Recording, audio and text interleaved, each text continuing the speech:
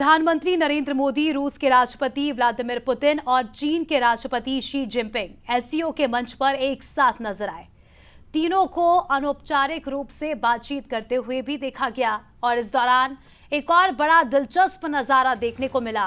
PM Modi और Putin एक दूसरे से बात करते हुए हॉल से गुजर रहे थे। इस दौरान शहबाज शरीफ कोने में हाथ बांधे अलग थलग खड़े दिखाई दिए। तो आप देख सकते हैं शहबाज शरीफ को ना ही कोई उनसे बात कर रहा था, ना कोई उन्हें वहां तवज्जो दे रहा है। वो प्रधानमंत्री मोदी और पुतिन को हसरत भरी निगाहों से बस देखते रह गए और इस दौरान पीएम मोदी ने किस तरह से उन्हें इग्नोर किया, ये भी आप देखिए। एक बहुत बड़ा संदेश आज इस एससीओ के मंच से प्रधानमंत्री ने दिया है। बहुत बड़ी बात है, ये भारत के लिए एक बहुत बड़ी सफलता के तौर पर भी देखा जाएगा कि शहबाज शरीफ के सामने ही भारत ने पहलगाम हमले का, आतंकवाद का खुले मंच से जिक्र किया। और उस दौरान की तस्वीरें आप देखिए जब शहबाज शरीफ को पूरी तरह से इग्नोर किया गया। अलग थलग पड़ चुका है पाकिस्तान।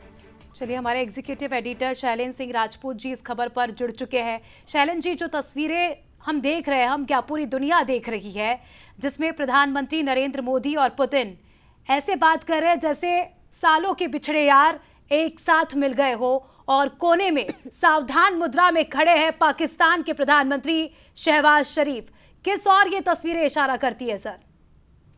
देखिए, इस तरह की तस्वीरें, इस तरह के जब राष्ट्राध्यक्ष मिलते हैं तो इस तरह की तस्वीरें आती हैं और मीडिया उसके मायने लगाता है, और तो ये बॉडी लैंग्वेज से काफी कुछ अंदाजा लगाने की कोशिश की जाती है। लेकिन इससे अगर हटके हम बात करें, ये तस्वीरें हैं, इसमें अपने अपने अंदाजे लगाए जा सकते हैं, विभिन्न एंगल पकड़े जा सकते हैं, किसके कौन सा कैमरा किस एंगल पर था और क्या उसमें रिकॉर्ड हुआ, ये मीडिया का विषय होता है। लेकिन हाँ, ये जो बहुत दिनों के बाद दुनिया में एक बड़ा सम्मेलन है राष्ट्राध्यक्षों का, काफी बड़ा सम्मेलन है, और इससे जो मैसेज जाएगा वो काफी महत्वपूर्ण है, खासतौर से अमेरिका के लिए, क्योंकि पिछले कुछ दिनों में अंतर्राष्ट्रीय जो स्थितियां बनी हैं ट्रंप की नीतियों के कारण, उसमें काफी उथल पुथल रहा है और हर राष्ट्र लगभग इससे प्रभावित रहा है। तो वैसे समय पर एक बड़ा सम्मेलन होना और उससे मैसेज निकलना या मैसेज दिए जाने की कोशिश करना, ये बहुत महत्वपूर्ण है।